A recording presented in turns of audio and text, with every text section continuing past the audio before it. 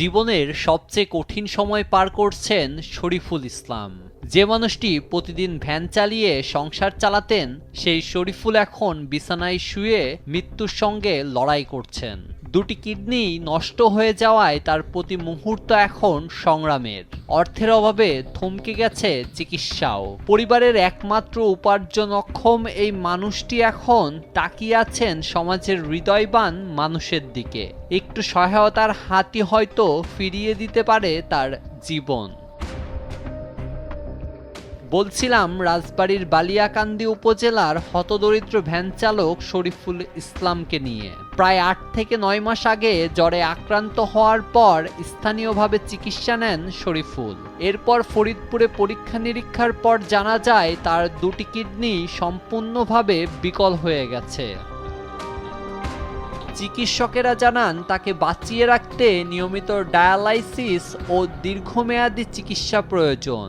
বর্তমানে তার সপ্তাহে ২ দিন ডায়ালাইসিস করাতে হচ্ছে, যার খরচ প্রায় ৮,০০০ টাকা। কিন্তু হতদরিদ্র এই পরিবারের পক্ষে চিকিৎসার বিপুল ব্যয় বহন করা অসম্ভব হয়ে পড়েছে।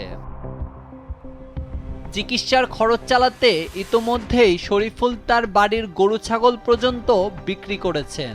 এখন তিনি সম্পূর্ণ নিঃস্ব। সমাজের সামর্থ্যবান মানুষের সহায়তায় বাঁচতে চান শরীফুল। আমি ভ্যান চালাতাম, ভ্যান চালা খাতাম। এই আজ ৮ মাস আমার দুটো কিডনি ড্যামেজ হয়ে গেছে। এখন আমি বাড়ি গরু ছিল, ছাগল ছিল, সেটা বেছে কিনে চিকিৎসা হয়েছি। সবাই আমার এটা পাইনি। আমি এখন আমার যার দোষ ছিলাম সাধ্য রয়েছি। এখন আমার আর হাতের অবস্থাও সেরকম ভালো নেই, ওভারও পারতেছি। এখন সামনে যে দিন আছে, নয় আমার গলায় দিন লাগবে, নয় বিষ খাওয়া লাগবে, তাছাড়া তো আমি পথ দেখতেছি না।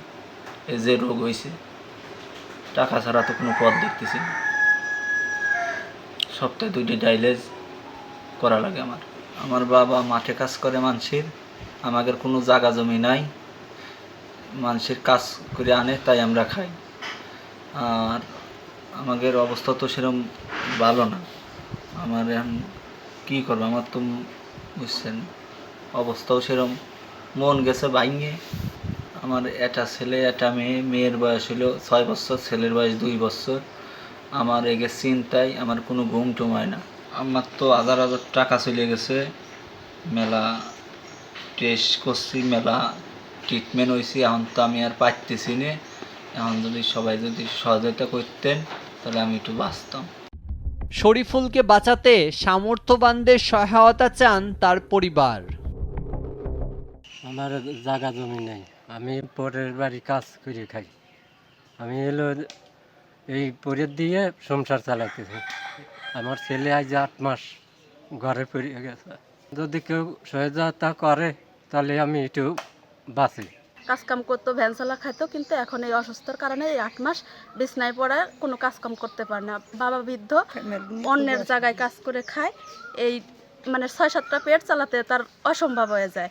চিকিৎসা তো করতে পারতেছে না ছেলেটাকে এখন অসহায়ের মতন ঘুরে বেড়ায়। কিন্তু সরকারের কাছে আমাদের এইটুকুই দাবি যে এর যদি চিকিৎসার জন্য কিছু অনুদান করতো, কি সহযোগিতা করতো, তাহলে ছেলেটা একটু সুস্থ হতে পারতো বা আগের মতন চলাফেরা করতে পারতো। এই ছেলেটা খুব সুস্থ বা শান্ত, এ নিয়ে আমরা খুব কষ্টের ভিতরে আছি।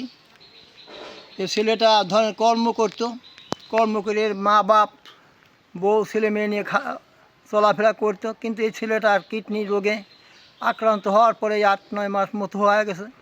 খুব কষ্টে চলছে দিনপথ। আমরা যতদূর পারছি 7 মাস, কিন্তু কর্ম করতে পারতেছে না। ছেলেটা নিয়ে, ছেলে মেয়ে নিয়ে খুব কষ্টে আছে। কিন্তু এই ঘরটা এখনও মেরামত করা হয়নি। ছেলেটার খুব কষ্টে দিনকাল কাটতেছে এবং চেষ্টা ভেঙে ছেলেটা মারার অভাবে বেশি আছে। তাই আমরা আসলে আমরা আর কতদূর দেখতে পারি। আপনারা অত্র এলাকার লোকজন, এলাকার বাইরের লোকজন, দূর দূরান্তের লোকজন যারা আছেন, আমরা চাই আপনারা আমাদের এই ছেলেটার জন্য দোয়া করেন। আর আর্থিক অবস্থার দিক থেকে যদি কেউ পারেন সহযোগিতা করে এ যাতে সুস্থ হতে পারে।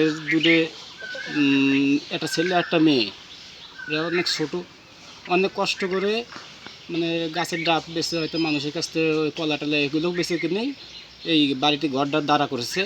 তবে ঘরটা এখনও পুরোপুরি কমপ্লিট হয় নাই। আরও অনেক কিছু টাকা খরচ করতে হবে। স্থানীয়রা জানান পরিবারটি চরম আর্থিক সংকটে দিন কাটাচ্ছে। সমাজসেবা অধিদপ্তরের মাধ্যমে শরীফুলের চিকিৎসা সহায়তার আশ্বাস দিয়েছেন উপজেলা প্রশাসন। শরীফুল নামে যে ব্যক্তির 2টি কিডনি নষ্ট হয়ে গেছে তাকে বলবো যে সে যেন আমাদের বরাবর আবেদন করে। আবেদন করলে আমরা সমাজসেবার পক্ষ থেকে যারা গুরুতর অসুস্থ ব্যক্তি আছেন, বিশেষ করে কিডনি সহ অন্যান্য জটিল রোগে যারা আক্রান্ত আছেন, তাদের যে সরকারিভাবে সাহায্য প্রদানের সুযোগ আছে সে বিষয়ে প্রয়োজনীয় ব্যবস্থা গ্রহণ করব। সমাজের সামর্থ্যবানদের সহায়তা পেলে বাঁচতে পারেন হতদরিদ্র ভ্যান চালক শরীফুল ইসলাম। নিউজ ডেস্ক, দেশ টিভি।